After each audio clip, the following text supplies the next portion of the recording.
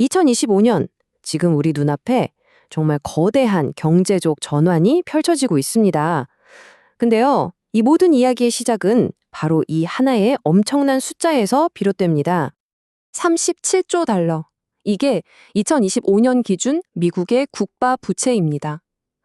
와, 이걸 한화로 바꾸면 약 5경 원이래요. 상상도 안 가는 숫자죠? 바로 이 천문학적인 숫자가 지금 전 세계적인 연쇄 반응의 도화선이 되고 있는 겁니다. 정말 흥미로운 점은 미국의 GDP 대비 정부 부채 비율이 이미 124%를 훌쩍 넘어섰다는 사실이에요. 이게 2차 세계대전 이후 최고 수준이라고 하는데요. 근데 여기엔 아주 결정적인 차이가 있습니다. 그땐 전쟁 때문이었지만 지금은 평화로운 시기에 이렇게 엄청난 빚을 지고 있다는 거죠. 그래서 오늘은 이 거대한 문제를 4단계로 나눠서 한번 따라가 보려고 합니다. 자, 미국의 문제가 어떻게 전 세계적인 도미노를 쓰러뜨리고 있는지, 그리고 그 끝에서 우리 투자자들은 과연 무엇을 발견하게 될지 지금부터 차근차근 짚어보시죠. 네, 그럼 첫 번째 섹션부터 바로 시작해 보겠습니다. 바로 미국 내부에서부터 쌓이고 있는 이 경제적 압력에 한번 초점을 맞춰 보겠습니다. 지금 미국의 상황을 보면 여러 압박 요인들로 가득합니다. 우선 부채가 거의 1년에 2조 달러씩 늘어나고 있고요. 이자로 내는 돈이 전체 예산의 16%나 되면서 곧 국방비를 넘어설 거라고 해요.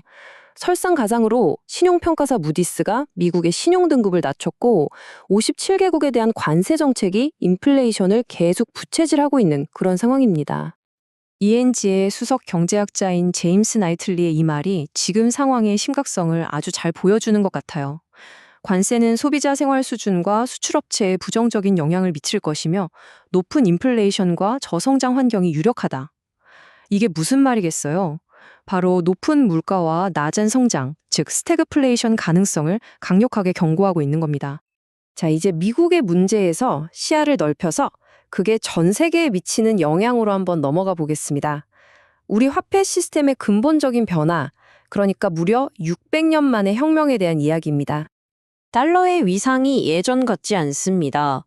이 달러 인덱스를 보면 지난 1년간 약 3%가 떨어졌는데 전문가들은 이게 그냥 일시적인 조정이 아니라 뭔가 구조적인 병허의 시작 신호라고 보고 있어요. 결국 미국의 막대한 부채와 정책에 대한 신뢰가 떨어지면서 전 세계가 달러의 대안을 찾는 움직임을 가속화하고 있는 거죠. 이 화폐 혁명의 중심에 바로 이 단어가 있습니다. CBDC. 바로 중앙은행 디지털 화폐죠. 아주 간단히 말해서 각 나라의 중앙은행이 직접 발행하고 보증하는 디지털 형태의 돈이다. 이렇게 생각하시면 됩니다. 그럼 우리가 쓰던 종이 화폐랑 이 CBDC 뭐가 다를까요? 그 차이가 정말 극명합니다. 종이 화폐의 가장 큰 특징인 익명성이 완전히 사라지고 모든 거래가 추적 가능해지는 거죠. 돈에 대한 통제권도 우리 같은 사용자에게서 정부로 완전히 넘어가게 됩니다. 심지어 정부가 이 돈의 유효기간을 설정해서 이때까지 안 쓰면 없어진다라면서 소비를 강제하는 것까지도 가능해진다는 겁니다. 정말 큰 변화죠? 자, 그럼 이제 이야기의 초점을 반응 단계로 한번 옮겨보겠습니다. 이렇게 전 세계적으로 불확실성이 커지는 상황 속에서 과연 돈은 어디로 흐르고 있을까요? 어떤 자산군이 수혜를 입고 있는지 살펴보시죠. 이런 새로운 경제 패러다임의 한가운데에 3가지 핵심 자산이 떠오르고 있습니다.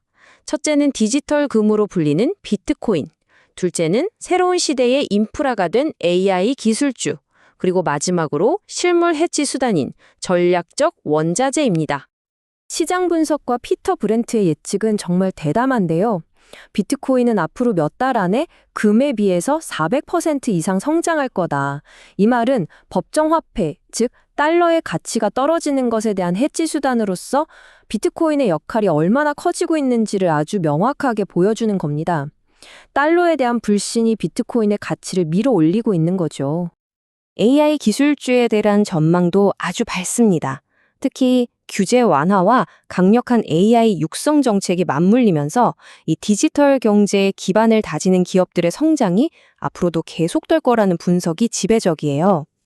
여기서 정말 중요한 포인트가 하나 있는데요. 이런 무역전쟁의 시대에는 원자재가 단순히 인플레이션 해지 수단을 넘어선다는 겁니다. 희토류나 에너지 같은 이런 실물 자원들은요, 이제 국가 간 분쟁에서 아주 강력한 전력적 무기가 되고 있습니다. 자, 그럼 이제 이 모든 분석을 바탕으로 여러분께 직접적으로 도움이 될 만한 명확하고 실행 가능한 전략을 한번 제시해 보겠습니다. 그래서 우리는 뭘 해야 하나? 이 질문에 대한 답이 되겠죠? 그렇다면 우리는 어떻게 대비해야 할까요? 핵심 전략은 크게 세 단계로 나눌 수 있습니다. 첫째, 해지 및 이익 실현. 그러니까 점진적으로 위험자산 비중을 줄여서 이익을 확보해 두는 거죠. 둘째, 포트폴리오 다각화입니다. AMD나 브로드콤처럼 상대적으로 저평가된 AI 주식을 포함해서 앞에서 말씀드린 핵심 자산들에 분산 투자를 하는 겁니다. 그리고 마지막으로 가장 중요한데요. 바로 엄격한 리스크 관리입니다.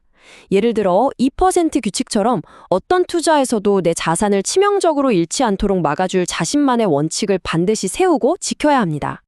구체적인 시점에 대한 조언도 있습니다. 바로 2025년 하반기인데요.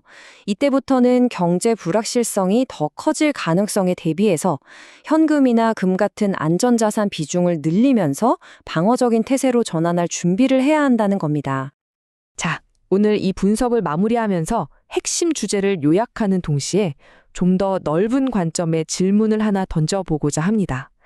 정부가 우리의 모든 금융 거래를 들여다볼 수 있는 이런 추적 가능한 디지털 화폐의 미래에서 과연 금융 프라이버시의 진정한 가치는 무엇일까요?